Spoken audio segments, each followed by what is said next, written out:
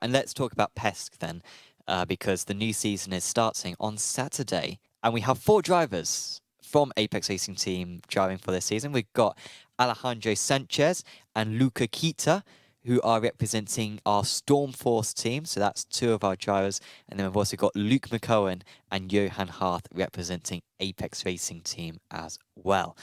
What do you think of the schedule? I mean, you're going to have to race these circuits as well. I barely know Magello. I don't know Sesame Ring. I don't know Thruxton. The rest is fine. Le Mans not a strong track of mine, so I have to check what car. Hopefully we're driving in P Cup or something. Spa, Fuji, Daytona is fine. But yeah, I need to learn the other 3. I know Magello a little bit. I like that they mix up these circuits. However, I think when it comes to entertainment, Saxon Ring and Thruxton are a mistake. I know you don't know those circuits very well, but at Thruxton you can... I guarantee there will not be any overtakes at Thruxton. Thruxton is a very narrow circuit, not really any long straights. It's a very quick circuit, but it's sort of always sort of bending. It's because the corners themselves are very quick rather than the straights being particularly long as such. And Saxon Ring is just, again, to be fair, another very quick circuit, but it's all corners. It's high-speed left-hander, 100 meters, high-speed left-hander. I'm just annoyed. I've got to learn 3 tracks. So it takes me ages to learn a track. And yeah, Fuji and Le Mans. And Fuji's a strong track of mine, but Le Mans is not. I love Le Mans. I've done it millions of times, but I'm not at my peak iRating at Le Mans. That's for sure. I think Le Mans. It's a shame that Monza isn't there. That's usually a staple. Yeah, that was the season closer. Well. They're very raceable circuits. I don't mind Fuji too much. Magello, I don't really know what to expect. I feel like that might be quite dull. But what about the drivers? Let's go. Are you... So, unfortunately, this is an alphabetical order. It's not in team order. All right. Well, obviously, I've driven with Gustavo in team races like 4 or 5 times. He's excellent. He's one of the best. I don't know Biko all that well. Jordan Caruso is a very, very, former very champion, very strong driver. Racing for Force India. Yep. Delivery. Oh, yeah. Will Chadwick, I've had the pleasure of meeting in Munich. Again, ridiculously strong, very talented guy. Very good in the Porsche Cup as well. He's been racing in PEC GB and is doing very well. He's currently 2nd in the championship. Or maybe even leading the championship, actually. Yep. Bryn Collins, strong driver. I don't really know too much about his background. Wait, Mitch, I thought he retired. Yeah, he's back. A lot of the Coanda guys are back, aren't they, for this season? Because they're... previously, I think they've not taken part because of a conflict of interest, potentially, but they are taking part this season. Oh, okay. I don't know Carlos. He's not a name I recognise. Johan, let's go. Animal. I'm excited to see what he can do. Tristan, yeah, he's a guy I like. Rooting for him as well. Beckham, wow, he's young. Yeah, I've seen him. Matt, I saw how he got his 10K or 11K. He rocked up to Ferrari fixed VIR and won, I don't know, 18 in a row. Sure, disgusting. Yeah. Disgusting how he did that. Marco Yanni, obviously former Apex driver. Really strong driver. He had to re-qualify. He qualified through contenders in 23, lost it in 24, and then has regained it again. So tell me about this team that, scroll back up, that Thingy's driving for, Mitchell de Jong. What is this team that you said Force India? What is this? Team Indian Racing Festival by... I think it's basically like an Indian sim racers community type thing. Oh, okay. Organisation. Wow. What we got? Okay, Sebastian Yob, obviously. I think pound for pound is the best sim racer on the planet. Yeah, he's won the title once or twice, I believe. I think Rogers has maybe won it 3 times. Yob maybe twice. Yeah, obviously Luca Kita, I've met a few times. He's or is a factory Mercedes driver in real life, wasn't he? I'm not 100% sure. Let me see. Great guy, really strong. Let me look. Luca Kita. Sam in there as well for Team Redline. Former based in Apex Racing Academy F3 back in like 2020. He's been on Apex Racing TV himself in the past, but yeah, has really achieved a lot.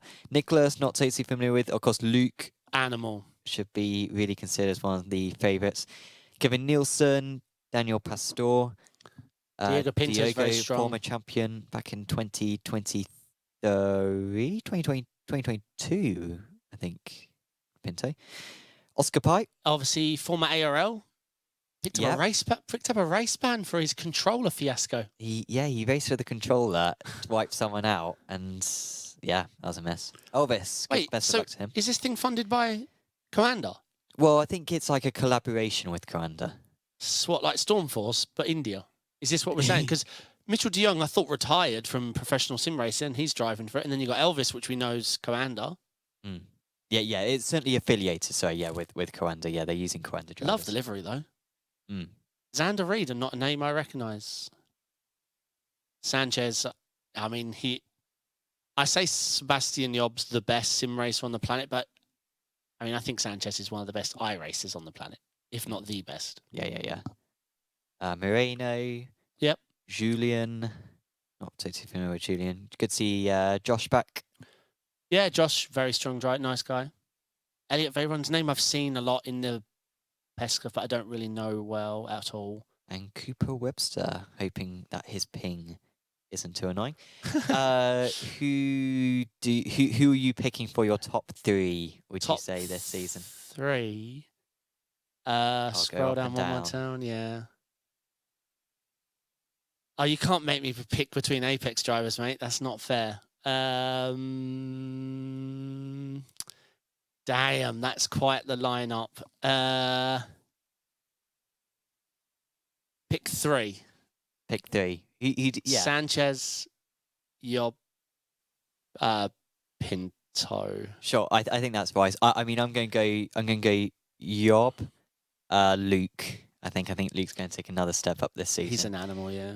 And well, let's be positive. I'll go Sanchez in 3rd. So that'll be my top 3.